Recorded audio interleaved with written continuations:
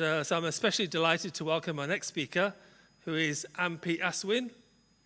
She is the Industry Solutions Director, Supply Chain and Logistics, Google Cloud Asia Pacific.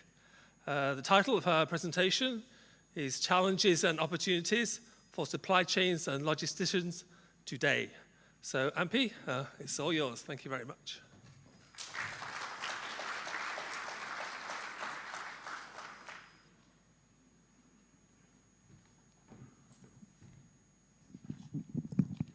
Is this fixed, or can I move this? Okay. A good day to everyone.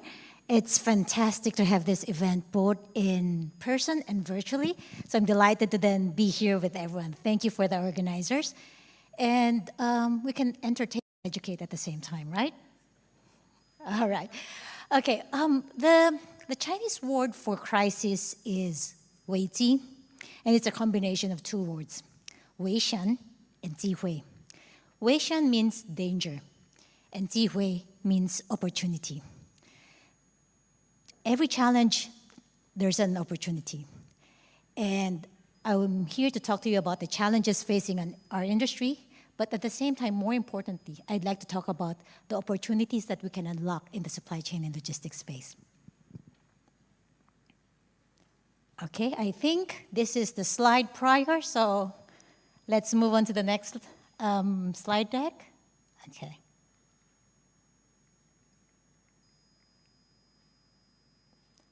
Okay, can we have it in slideshow, please? Thank you.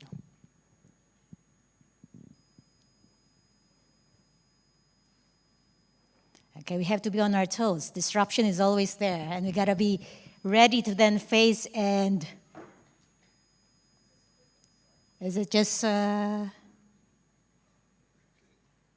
okay, learning on the go. Thank you.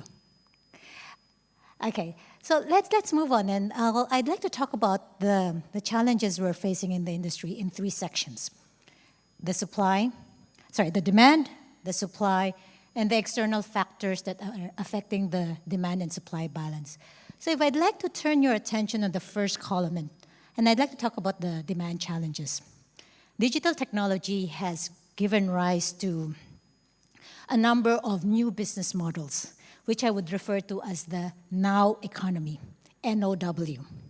And this has also increased the number of our customer expectation. When I talk about the now economy, it's very familiar for all of us. We wanted to have our products when we want it, where we want it, at the touch of a button, as frictionless as possible. And this is a challenge that we are having to contend with how the rise of digital commerce has given rise to an increased consumer expectation. If we then look at how COVID has accelerated digital adoption, it has moved it forward by 10 years. And in fact, if we look at just Southeast Asia alone, there are 40 million new consumers that has embraced online shopping. So let's move on to the next section and talk about supply. How do we respond to this changing consumer expectations and channel preferences? As digital commerce grows and demand continues to be volatile, supply is playing catch-up. Organizations are needing to reshape and extend their fulfillment network and provide options to cater to the changing, flexible requirements of consumers, either picking it up on the store or having a direct delivery or anything in between. So how do we then manage through this in a very short period of time? And if that is not enough complexity, let's move on to the third column and talk about the existential threat coming from climate change. Supply chains are responsible for 80% of the emissions across the end-to-end value chain. If we look at climate change and then talk about what we are facing right now on energy crisis, it's an overwhelming issue that we're facing. Not to mention, as mentioned earlier, the geopolitical tensions that we need to worry about and the potential next crisis that will come on, next disease, next health crisis that we will have to contend with. So with these challenges as our backdrop, how do we enable Again, I'll be using the same terminologies we have been hearing a lot. How do we enable a resilient and sustainable supply chain that can respond to this complex and interdependent world? To be resilient means to be agile. What does it mean to be agile? It's about knowing what's happening real time. And for you to know what's happening real time, you need data, you need visibility. I'd like to then just play this video. Let's just watch this video. Can we turn on the volume, please? At Google Cloud, we're focusing on one big question. How can data help every company build a resilient and sustainable supply chain? Last we checked, we only have one planet. Since clean, sustainable operations are fundamental to our future, we must understand how every action impacts the environment. The recent pandemic has shown how increasingly fragile our supply chains are. A resilient supply chain needs to be sustainable, and a sustainable supply chain needs to be resilient. It's data that makes this happen. It brings a supply chain to life. It allows us to predict demand and disruptions and dynamically adapt. It allows us to see not just within our four walls, but across the entire supply chain.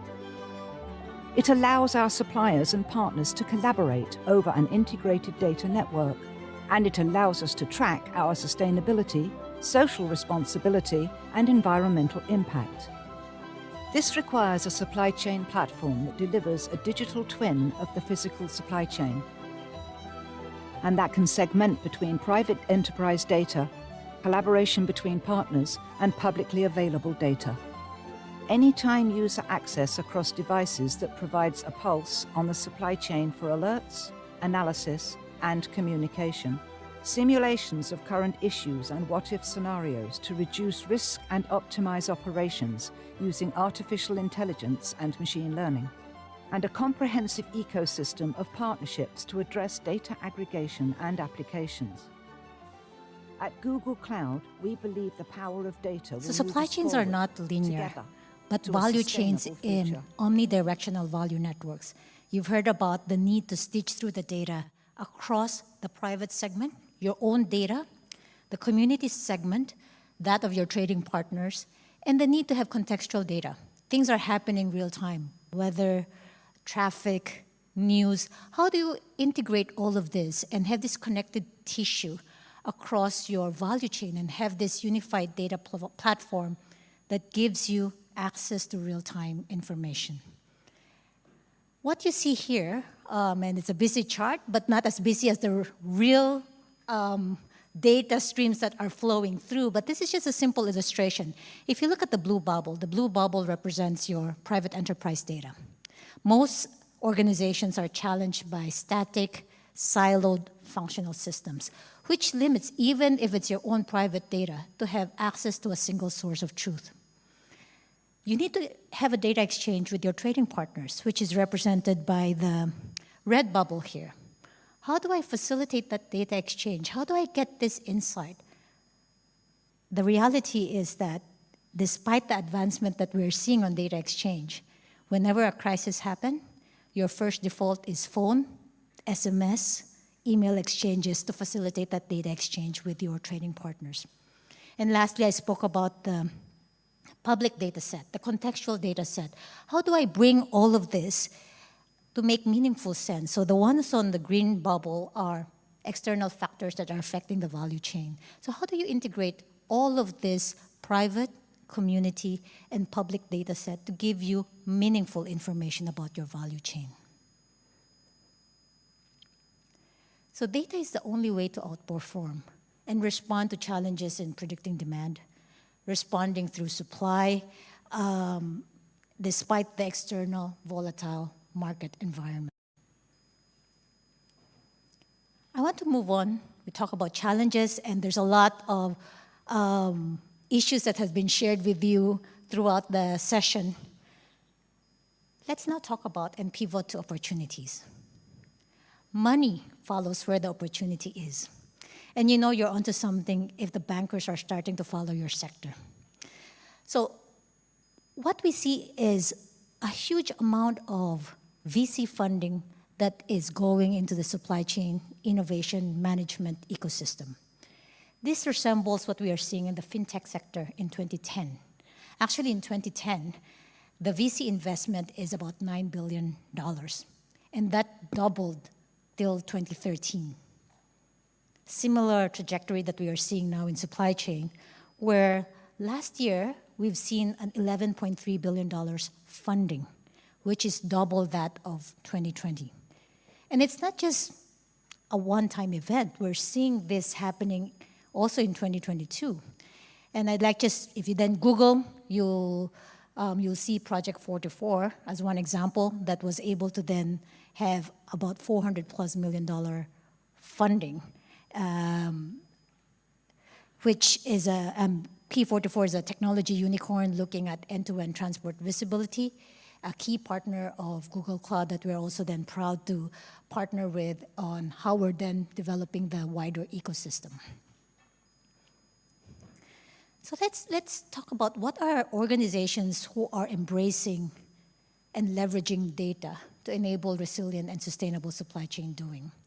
They focus on 4 key areas, and I'll talk about this one by one.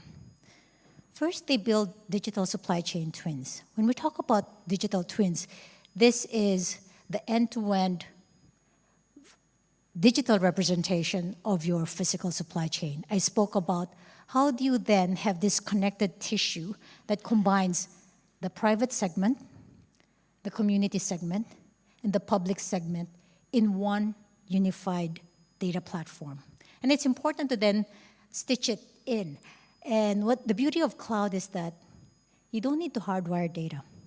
It's easy for the integration for this connected tissue now to happen. So technology is enabling what we as supply chain practitioners are wanting. How can I have a single source of truth? The private enterprise only comprises of 30% of the data that you're looking at. It's important to stitch in and be able to have full visibility of the end-to-end data that you need to have good decision making. So let's start with having a unified data platform, but the magic happens when you apply intelligence on this data. How do you then leverage AI and ML to help you on product innovation, supply network design, risk prediction, disruption management by looking through multiple scenarios and simulations? And this is where intelligence play a very big role. So you got your foundation and you've got your intelligent layer. But you need to have users being able to intuitively work through your tools. And you need to focus on making sure that you're empowering individuals and teams by having good access to the tool, having a visualization of your performance metrics, being able to drill down on key operational KPIs that make sense, and being able to respond, collaborate, and act on whenever there's an event happening. It's not about central planning. It's about empowering individuals who are closest to where supply and demand action are happening to respond. And lastly, it's about the ecosystem. It's about embracing partners. It's not about inventing everything from scratch. How do you augment existing systems? And there's a number of softwares available that we can leverage. So it's not about creating and having a bespoke solution. It's about embracing the ecosystem and bringing all of this to life. Now, I spoke about the conceptual framework, but I'm sure as practitioners, the question you have is that, okay, has it been done? Can you give me some examples? And I can see from people's faces, yeah, I've heard about that. That's supply chain 101. So talk to me about examples. So let's move on to the next section, and I'll talk about key examples of how Google Cloud has supported industries in their data journey. Ocean Network Express. Ocean Network Express is the world's 6th largest container fleet operator headquartered in Singapore. So we supported ONE, and you know ONE is comprised of 3 companies, help them with their legacy systems, create a unified data platform. So I spoke about creating a unified data platform first. And now we're really supporting O&E on making the magic happen. So we have supported O&E in the creation of their AI Center of Excellence, and we have been helping them embed AI across their different processes. And I'll talk about just one example, a simple example on how we have embedded machine learning and helped them streamline their back office processes. So through that, instead of the customer service officer looking through piles and piles of data and try to stitch through different systems, it's now in a click of a button. The machine learning is able to then organize intelligently engagement history. So that liberates time for the customer service personnel to interact, to talk to the customers more, to then co-innovate with customers rather than spending time shuffling through data. Next, shipping industry is also quite complex. There's a lot of volatility. So what O&E has done is also to look at running through different scenarios so that they have better predictability and able to then guide their customers. So having better precision on logistics planning by running through different scenarios. And all of this cannot be done through worksheets, but running through data after data and looking at what is the best optimal solution to take. We spoke about focusing on users. What we have done as well is to support O&E in embracing collaborative tools like Google Workspace and not reinventing another system, but what we did was to stitch up the system in their internal chatbot so that we facilitate better collaboration and problem solving through teams rather than having individual silos of functions working on a problem. We're facilitating collaboration across functions. If you have any questions, I'm free later. I'm sure you want to learn more, and then we can then have a chat about it. Okay, let's move on. And let's move on another example in the logistics sector. How is intelligence applied in a number of the logistics companies that we have supported? UPS, one of the leading global parcel providers, what we have done is, one, they're dealing with petabytes of data. Same thing, how do we then house this in a unified data platform? And using Google Maps, supporting UPS on fleet routing intelligence. And with cloud computing, you're able to then run through things in scale with speed, which is very important when you're running logistics operation. How do I embed real-time traffic information for me to then efficiently route 24 million packages every day across 200 plus countries? That requires a significant solver power to do this fast. And because you want to have real-time traffic signal, in the past, it used to be, I have to run this solver for a long time to get an optimal routing solution. With cloud computing, we're able to support UPS to run this with speed and take in real-time traffic information. And the beauty of supply chain is that when you're efficient, you're also sustainable. So we're able to support UPS in delivering $400 million of annual savings, 10 million gallons of fuel saved. So win-win, efficient, and sustainable at the same time. Let's move on to another example, which is closer to home, Gojek.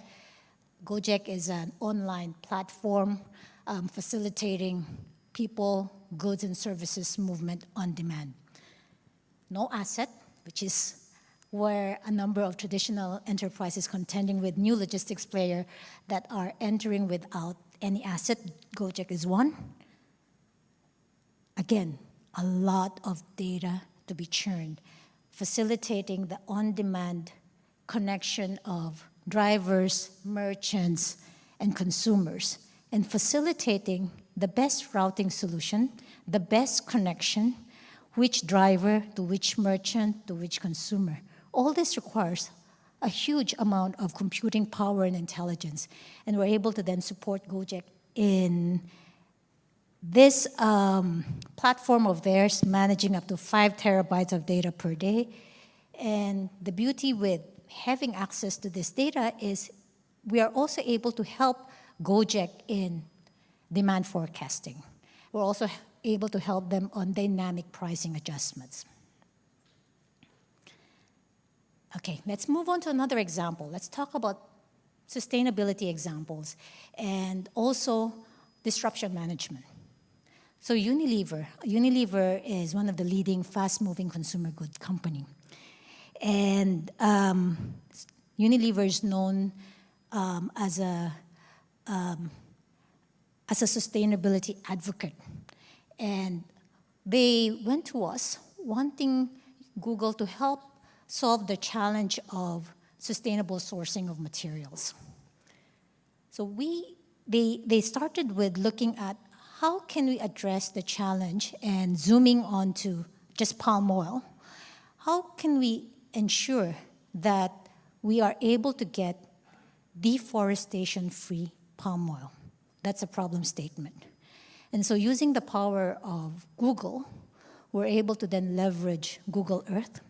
Google Earth provides planetary scale geospatial information. When you're looking at sustainable sourcing, typically it's certificates. How do you have physical verification? This is where technology is coming in to help. You got Google Earth Engine providing planetary scale geospatial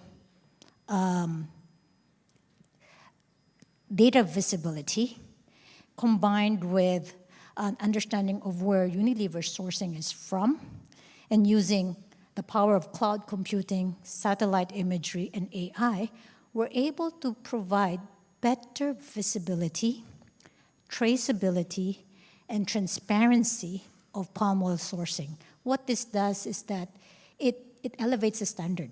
It elevates accountability and able to really pinpoint the areas that are needing protection and not only go into the ambition of deforestation-free, but it's also about regenerating nature.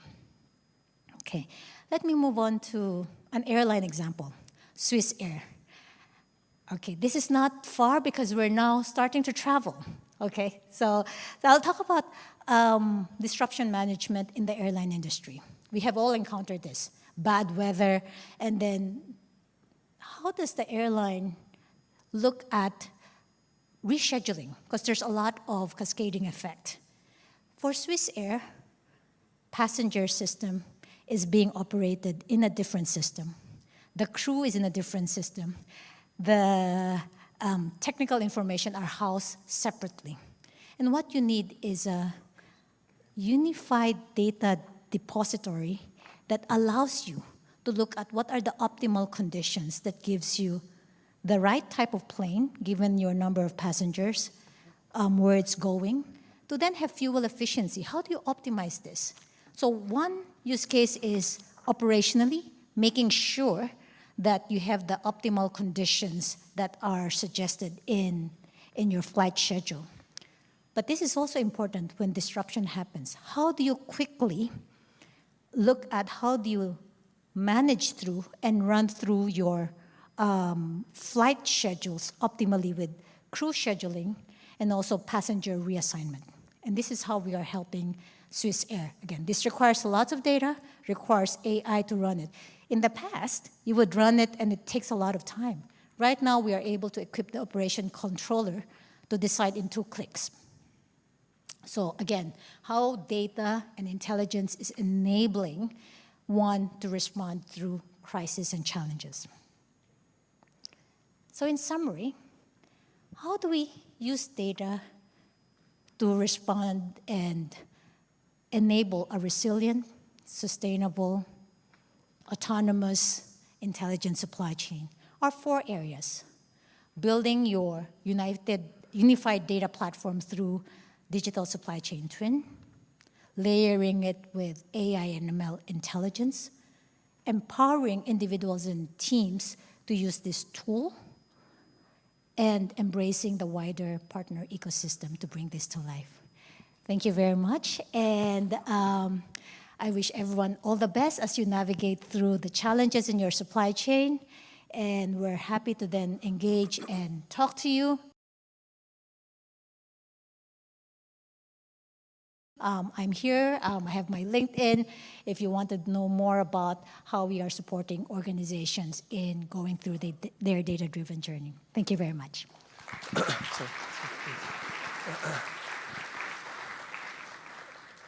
Thank you very much, Ampi. I know Ampi is very keen to hear from all of you, so I'm sure you're quite happy to take some questions. Sure. Yeah, so who would like to ask a question for Ampi this morning?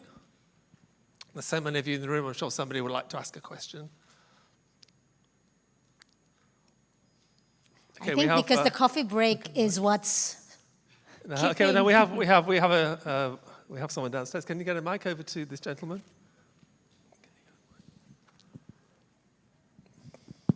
So more of a practical standpoint, going digital is a journey, especially for large organizations, right? And it's a difficult one because not everyone is ready. In your interactions with some of the larger organizations, how do they organize themselves? Do they start small and then grow big? What are some of the corporate-wide initiatives that they can embark on, for example, in the non-traditional digital company, so on and so forth? I think that's an insight that I thought I would ask regarding how do the CEOs and leadership sponsors and then they organize themselves internally.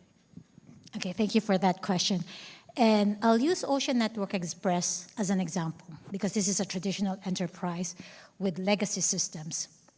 First, it's also about making sure that the stakeholders are clear with where they want, because you can't also do piecemeal when you're looking at data transformation. I think there's two parallel tracks that you should be looking at. One is to then embrace, okay, if we're going to go through this journey, we understand we have to then look at how we put our legacy systems and migrate it into one data platform. So that is one bold decision that one needs to take first. But of course, you need to be able to make sure not only the stakeholders are buying in, but also individuals who are running the system. So what we find is that whilst you have this big journey that you're taking on data, is embarking on quick wins. People want to see quick wins right away. So you can look at a use case, because it's not about just embarking data for embarking a data-driven journey. It's also about unlocking some quick wins that people can then start to then get momentum. And what also I find is that it's the mental barrier of just taking the first step. And what we do sometimes is we create hackathons. And we have this no-code platform that people started to then get a feel of the ease of use. So with all of this, accompanying things that we do, not just on the big data journey, but all of this education about hands-on experience with the users, training, and also people want to see the art of the possible. So going on external trips inspires people on what's the art of the possible, and open their eyes on being much more open to listen. So I hope that gives you a flavor. It's a combination of things. It's not easy. I do recognize it's not easy. But one of the key catalysts are the young members of the team. We do see that some of the barriers are largely the senior folks who are less open to embrace. So reverse mentoring, having them partner with a junior member, is actually, and when we do the hackathons, believe it or not, it's the junior members running it, but they know they're the ones who have experience. So combining the two is quite powerful. So I hope that gives you a flavor. Okay, thank you for the question. Do we have any more questions for Ampi? It's a resounding silence there, isn't it? Wow. Okay, I'm trying. Well, with that then, let's show our appreciation for Ampi this morning for your very fine presentation. Okay, thank you.